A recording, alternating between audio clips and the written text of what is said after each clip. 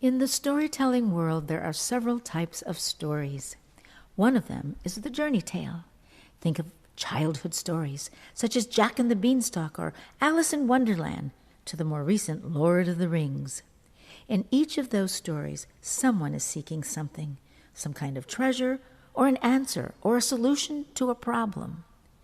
Ethnotech has several ancient Asian journey tales in our repertoire, such as Tibet's The Bird of Happiness, where a girl seeks happiness for her village. Is there really a bird of happiness? That was young Wanja. The young girl was always asking questions of the heart, and in her village there was a wise man. Yes, there's a bird of happiness, Wanja. Lives far away on a snow-capped mountain peak. Oh, well, can you see it? Not if you're looking for it. Chase it, catch it. No, Wanja. Happiness can only come to you in a quiet moment when your heart is pure. Oh, that's easy. Not easy. Be warned. For the bird of happiness is guarded by monsters. 3 long-bearded creatures whose icy breath can snuff out a man's life. Oh, many men have tried. Many men have died. Their hearts were not pure. Oh, but if I could only see the bird of happiness, why then I could tell the people what the bird looked like, and maybe they would believe in happiness again. I'm going to find the bird. Farewell. And so, with the blessings of the wise man, Wanja began her journey into the hills, higher into the mountains, higher and higher. And one morning she awoke, and as that mist began to lift, there, revealed before her, was a snow-capped mountain peak. Suddenly, a whirl of snow and dust whipped all around her, and when her eyes opened, there before her was a shaggy monster with a long black beard. Or our contemporary story, Takashi's Dream, the tale of a Japanese atom bomb survivor seeking revenge, but who finds forgiveness instead. I remember that dream so long ago, when I was just a young boy, the night before the bomb fell. The dream of Sambasuru. Takashi, remember your promise. My promise. To live from your heart, Takashi. My heart. And remember who you are, Takashi. Yes. Live from your heart.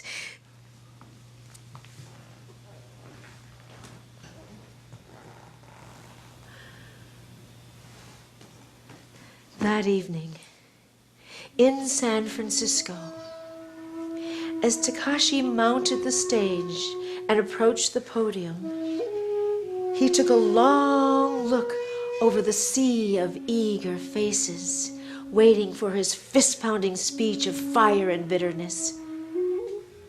But instead of revenge bursting from his heart, that night, for the very first time, he spoke of forgiveness. Like Takashi's Dream, our project, Red Altar, is a contemporary journey tale. It is the story of 6 teens who venture across the Pacific Ocean from southern China in 1850 to seek their fortune. Sailing on a junk boat, they crash into the Carmel coast. But it is not the end. It is another beginning. For their next adventure lies ahead of them in this new world, and is nothing that they could have imagined. But in all the immigration stories of America, none of our ancestors knew what their journey in the New World would be like. But it is now 163 years after their crash landing, and we do now know what happened. It is this story we wish to tell.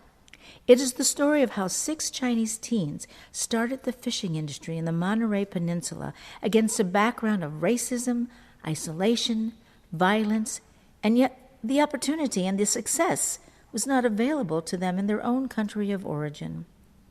It is a story of courage and triumph, an immigration story that yearns to be told, and that is part of California's history, unknown to most. As David Loy writes in his book, The World is Made of Stories, quote, "A good history of America will include the viewpoints of Native Americans, African Americans, Asian Americans, and Hispanics," unquote. Given that Asian Americans are 1/3 of San Francisco's population and 1/4 of Oakland's population, Our story is an extremely important story to tell. We intend to have this Chinese-American story, Red Altar, one of included perspectives of American history.